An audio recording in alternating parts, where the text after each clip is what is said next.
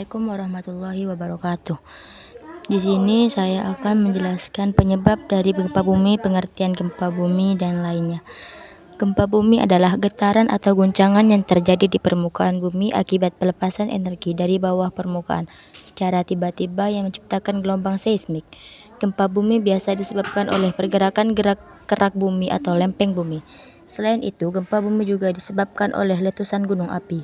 Gempa bumi juga bisa diartikan sebagai suatu peristiwa bergetarnya bumi akibat pelepasan energi di dalam bumi secara tiba-tiba yang ditandai dengan patahnya lapisan bantuan pada gerak bumi. Frekuensi gempa bumi di suatu wilayah mengacu pada jenis dan ukuran gempa bumi yang dialami selama periode waktu. Gempa bumi diukur dengan menggunakan alat seismometer. Momen magnitudo adalah skala yang paling umum di mana gempa bumi terjadi untuk seluruh dunia. Skala Richter adalah skala yang dilaporkan oleh Observatorium Seismologi Nasional yang diukur pada skala besarnya lokal 5 magnitudo. Kedua, skala yang sama selama rentang angka mereka valid.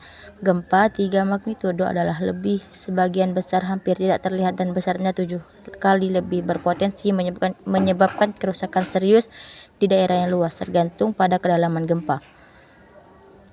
Jenis-jenis gempa bumi dibedakan menjadi dua, yaitu berdasarkan penyebab dan kedalamannya. Berikut ini merupakan penjelasannya.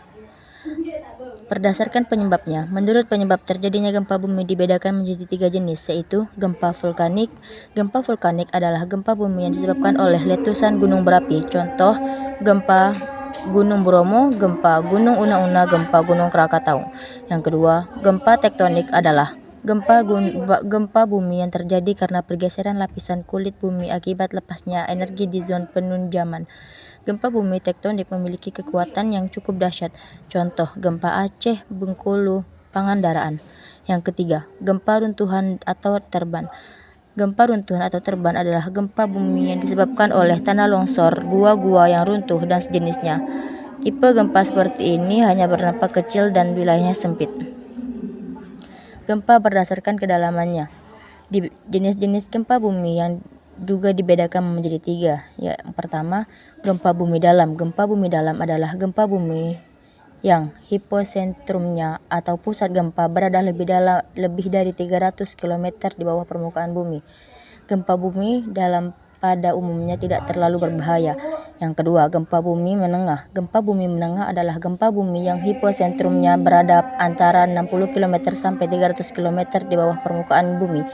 Gempa bumi menengah pada umumnya menimbulkan kerusakan ringan dan getarannya lebih terasa. 3. Gempa bumi dangkal adalah gempa bumi yang hiposentrumnya berada kurang dari 60 km dari permukaan bumi. Gempa ini biasanya menimbulkan kerusakan yang besar. Cara kita untuk menghindari dari gempa, yaitu bila kita sedang berada di gunung atau di pantai, ada kemungkinan longsor terjadi dari atas gunung. Menjauhlah langsung ke tempat aman. Di pesisir pantai bahayanya datang dari tsunami.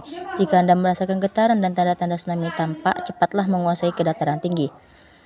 Dan evakuasi. Tempat-tempat pengungsian biasanya telah diatur oleh pemerintah daerah. Pengungsian perlu dilakukan jika kebakaran meluas akibat gempa bumi. Pada prinsipnya, evakuasi dilakukan dengan berjalan kaki di bawah kawasan petugas polisi atau instansi pemerintah. Alat pengukur gempa bumi. Seismograf adalah alat yang digunakan atau dipakai untuk mengukur kuat dan lemahnya suatu gempa bumi. Berdasarkan arah getaran yang diukur, seismograf dibedakan menjadi 2, yaitu seismograf horizontal, yaitu suatu jenis seismograf yang mencatat kekuatan gempa ataupun getaran bumi dengan arah secara horizontal atau mendatar. Seismograf vertikal, yaitu jenis dari seismograf yang mencatat getaran bumi dengan arah secara vertikal. Besaran gempa dibedakan pada amplitudo gelombang tektonik dan dicatat oleh alat seismograf dengan menggunakan skala Richter. Oke, cukup sekian dari saya. Wassalamualaikum warahmatullahi wabarakatuh.